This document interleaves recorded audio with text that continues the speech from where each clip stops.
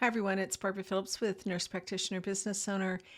And I wanted to make this short video, which will also be in our podcast, that talks about fee schedules. So a few weeks ago, I we made a blog about setting your fee schedule. And you can find that on npbusiness.org/fee schedule. And I'll link to it below the video as well as in the show notes for the podcast. And in that a blog article, we talked about making time for market research and what all is involved in that so that you can set your fees and to do some research online and how to utilize Medicare to help you. And so the backstory is all in this post about what you need to do. But what happened was I got a lot of emails, there's a lot of questions and a lot of confusion around setting fee schedules. So briefly, when you're setting a fee schedule for your practice, you want to set one fee schedule regardless of all the different payers. And that fee schedule will have an amount that will cover your lowest payers as well as your highest payers. So it may look like, oh my gosh, this insurance is only paying $50 and I'm charging $250 for the visit. It really doesn't matter because the insurance companies will reimburse you what your contract says, or at least that's what they're supposed to do. And so you have that allowed amount, and it really doesn't matter all that much what you bill them. They're only ever going to give you what is allowed. Now, conversely, if that insurance company allows you, say, $125 and you only bill them, say, $85, they are only going to give you $85. They will never give you the full amount. So if you notice in your fee schedules, when you have billed out, if some insurance company is paying you 100% of what you've billed, you need to go take a look at your fee schedule and make some adjustments. Okay. So that's where we are with this. The other question that I get a lot about is with patients who do not have insurances. And you can make your own policy around this, your own fees around this, and I recommend that you do, but you want to be consistent. Patients need to understand and need to be able to budget what they're going to do. What is commonly done with many practices is they will take and give a 20, 30, 40% discount off of their published fee schedule if that person is paying with a cash or a check or a credit card at the time of service. What I always found to be a little bit hard is I didn't know if that person was going to be a 213, a 214, or what they were going to be back in the day when I was doing all of this. And so I just created a flat fee schedule for new patients and returning patients. And that way patients could budget. They knew what they would have to pay when they came in. And if there were any extras, such as procedures or anything like that, they knew that ahead of time and we would have that discussion. So I hope it clarifies that little bit of it. But let me get into showing you how to do a fee schedule. And I'm going to show you how to create it utilizing Medicare. Now, again, a little bit more backstory here. Remember that commercial, you should always, first of all, you should always do market research. Always, always, always see what's going on in your community with your type of practice. And especially for those of you that are doing DPC or other types of cash practices, that's going to be essential for you. But taking a look at what else is going on out there is also a good thing to do. So commercial payers do not reimburse you, or excuse me, commercial payers do not publish their reimbursement schedules. One reason for doing that is it's different for everybody. Another reason for doing that is, again, it's different for everybody. So, me as a nurse practitioner may be getting a different reimbursement rate, a different allowable rate than a nurse practitioner who is down the road from me.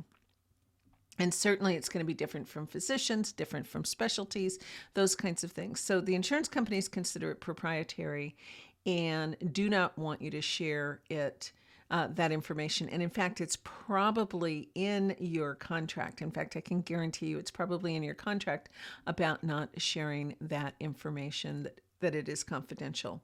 So doing so, you can be at risk for losing your contracts. And that's not something that anybody wants to do who has contracts, unless you're transitioning, obviously, to a cash only practice. Medicare, Medicaid, workers' comp, those types of government plans, the fee schedules are public information. Anybody has access to them. So that's what you're going to do. So let me just close this, and actually I want to,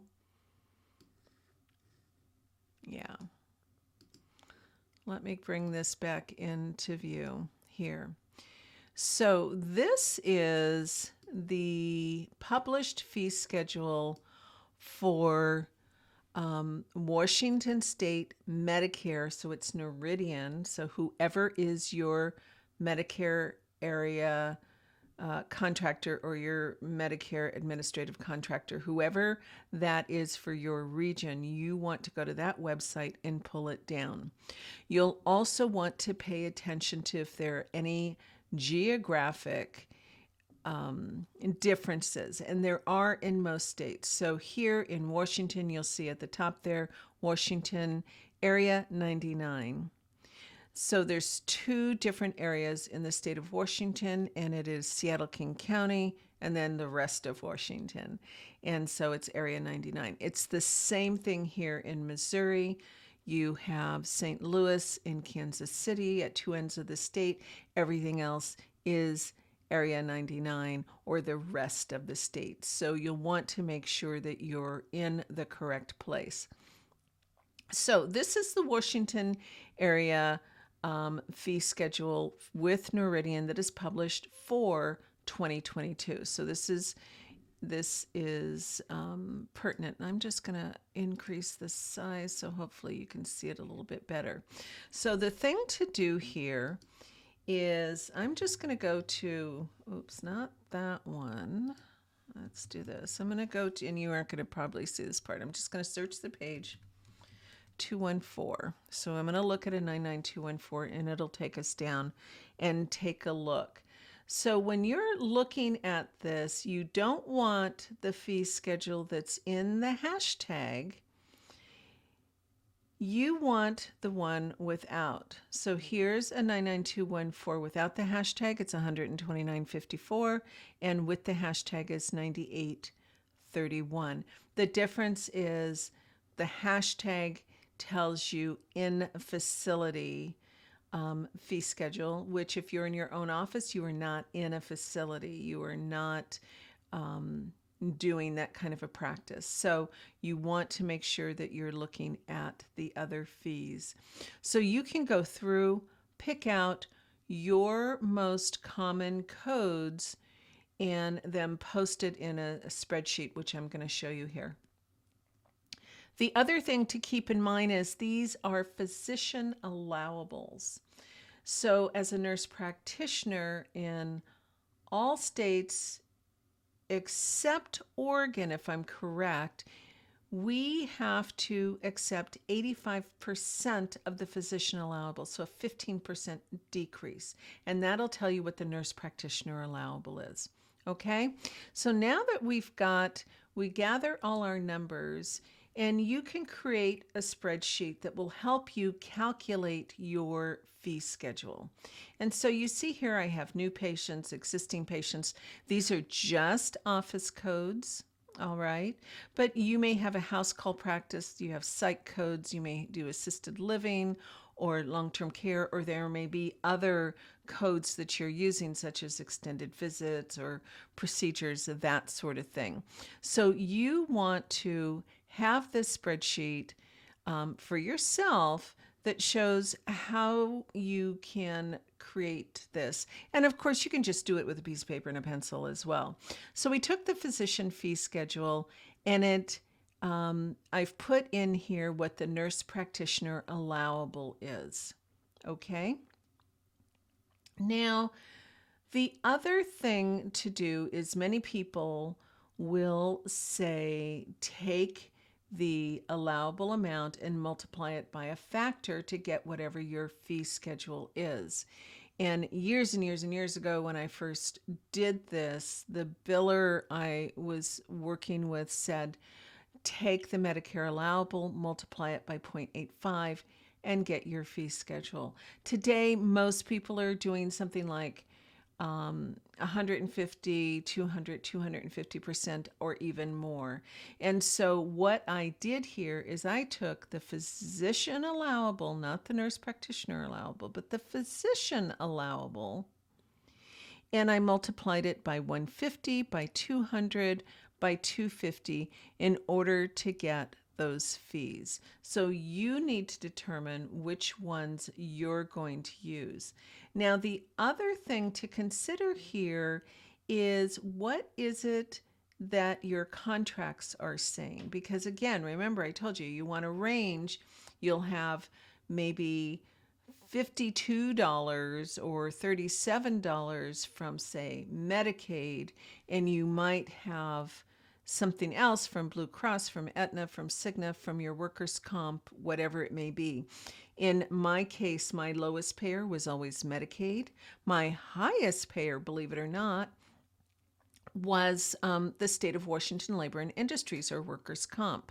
And so I had a huge range on those fees about what would be allowed. So my fee schedule made sure that I was charging more than my highest payer. And you can do that by creating another spreadsheet or another page, and this is just in Google Sheets. And you can see here I've got in these fees, and here's the Medicare allowables.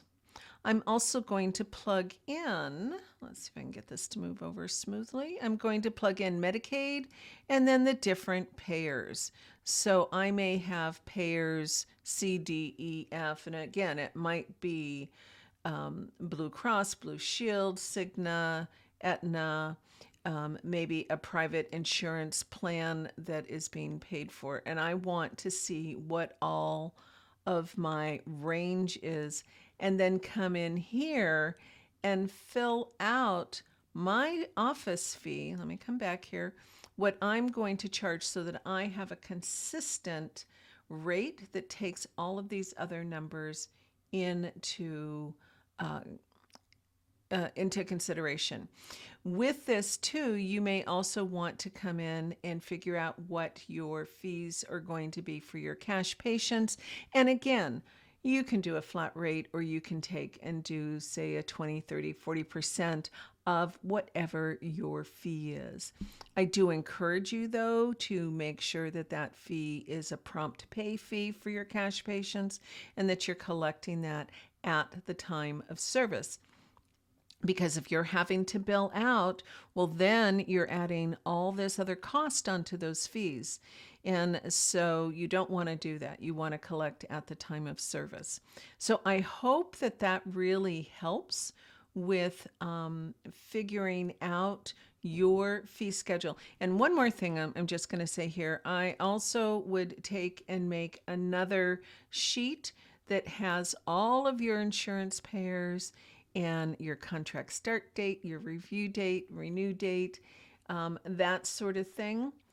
You've already got their fees on the other sheet because you want to keep track of when it's time to renew, when it's time to renegotiate, and those sorts of things. And you can do that all in the same worksheet. This is just in Google Docs.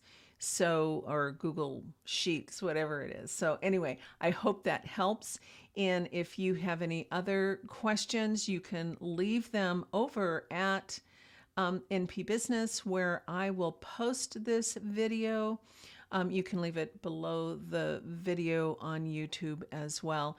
And again, I will link to our previous article on setting your fee schedules. So again, hope that helps. And I hope I'll see you over at npbusiness.org. And by the way, since at the time that I'm recording this, we have an upcoming webinar on a remote patient monitoring and how it can help your patients and help you, but it also can help your practice revenue. And if you're not using this yet, then you need to take a look at this because it can significantly impact how you're doing in your practice. And you'll find a link for that as well below the video here, excuse me, and over at our blog at npbusiness.org. So until next time, have a good week. Bye-bye now.